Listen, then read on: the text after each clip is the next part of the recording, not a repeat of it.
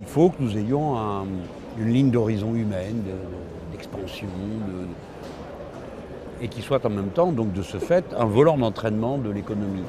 Où est l'avenir de l'humanité, Jérôme Cahuzac? La mer. La mer, 70% de la surface du globe, 50% des Français qui vivent à moins de 100 km. Il y a là un espace d'expansion terrible. Regardez votre foutu gallois. Pas une ligne sur cette affaire-là. Nous sommes le 2e territoire maritime du monde. C'est par là qu'il peut y avoir l'expansion des Français. Et la mer est moins connue que la planète Mars. Donc nous avons là le lieu l'espace d'un rêve, d'un déploiement scientifique, technique, économique. Voilà, c'est ça l'intuition de départ. 70% de la surface du globe, c'est de l'eau.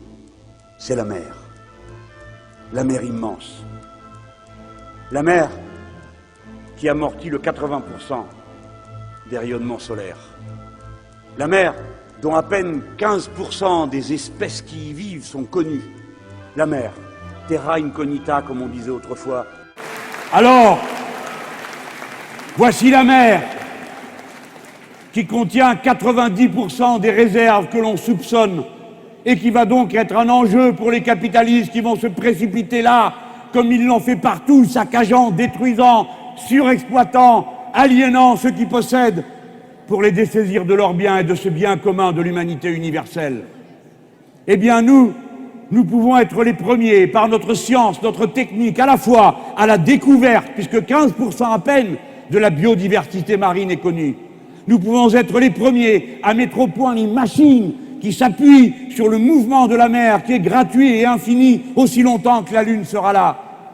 Ces machines qui fonctionnent tantôt sur la différence qu'il y a entre les fonds profonds glacés et la surface plus chaude, tantôt avec le mouvement de la houle, tantôt avec le mouvement général de la mer qui fait qu'avec des bouées, on obtient des mouvements mécaniques qui se transforment en énergie électrique. Nous sommes capables de faire tout ça. Nous devons faire la première station internationale sous-marine d'observation, car il faut faire le bilan de ce qui se passe dans les mers. Jeunes gens, et vous tous, techniciens, techniciennes, ouvriers, ouvrières hautement spécialisés, regardez quel magnifique défi est là.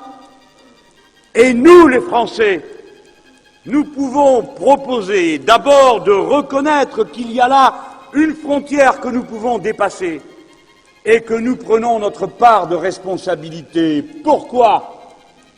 Parce que nous sommes le 2e territoire maritime du monde.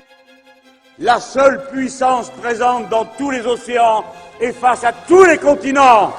Nous sommes un grand peuple, un grand pays, avec un rêve à notre mesure qui est là devant nous.